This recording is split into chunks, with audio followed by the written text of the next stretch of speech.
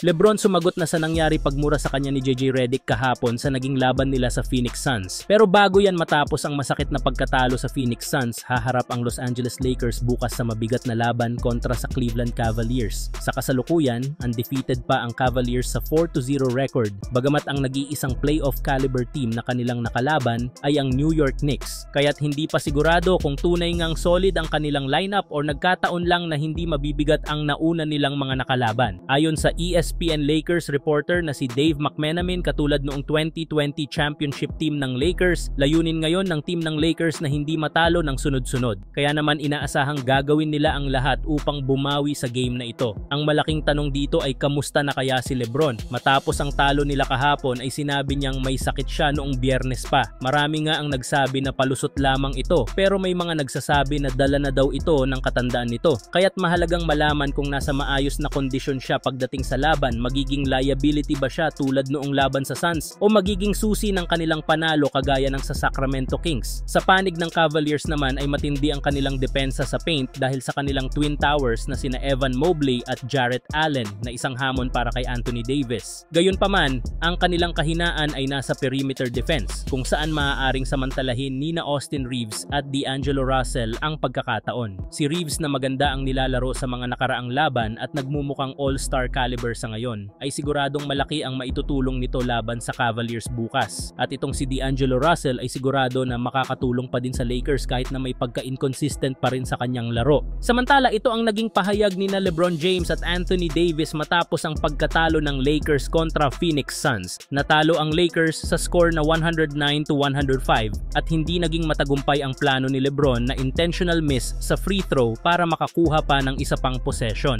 Sa simula ng season, ito na rin ang pinakamasamang laro ni LeBron. Nakapagtala lamang siya ng 11 points mula sa 3 out of 14 field goals at 2 out of 5 sa 3-point line. Siya lang din sa Lakers starting lineup ang nagkaroon ng negative sa plus-minus rating na may negative 17. Maraming dahilan sa naging performance ng Lakers, kabilang na ang injury sa ilang key players, kaya't umaasa talaga sila kay LeBron. Bukod dito, matindi rin ang ipinakitang laro ng Phoenix Suns, lalo na sina Devin Booker at Kevin Durant na pinagsamang 63 points ang nagawa para sa Suns. Ayon kay Anthony Davis, hindi dapat isisi ang lahat sa kanilang head coach at sinang-ayunan din ito ni LeBron. Para sa kanila, mahalaga kung paano nila inaaral at tinatanggap ang pagkatalo kaysa sa pagsisisi. Sinabi rin ni LeBron na hindi kailangang tanggalin ang pagkatalo, kundi kung paano bumangon mula rito. Dagdag pa ni Davis, inspirasyon para sa kanila ang mga coach tulad ni JJ Redick na marunong mangaral sa kanyang players, kahit kay LeBron mismo kung nagkakamali. Determinado ang Lakers na hindi matalo ng sunod-sunod at layunin nilang bumawi sa mga susunod na laro. Sa kabilang banda, may inilabas nga na balita kanina si Jovan Buha na interesado pa rin ang Lakers sa big man ng Utah Jazz na si Walker Kessler, kahit pa nga pwede na makapaglaro itong si Christian Coloco sa Lakers. Ayon nga dito, balak nga na ibigay ng Lakers si D'Angelo Russell, Jalen Hood-Schifino at 2 first-round pick kapalit ang big man na si Kessler at ang guard na si Colin Sexton. Kung mangyari nga ito ay siguradong mas lalakas pa ang frontcourt ng Lakers ngayon season.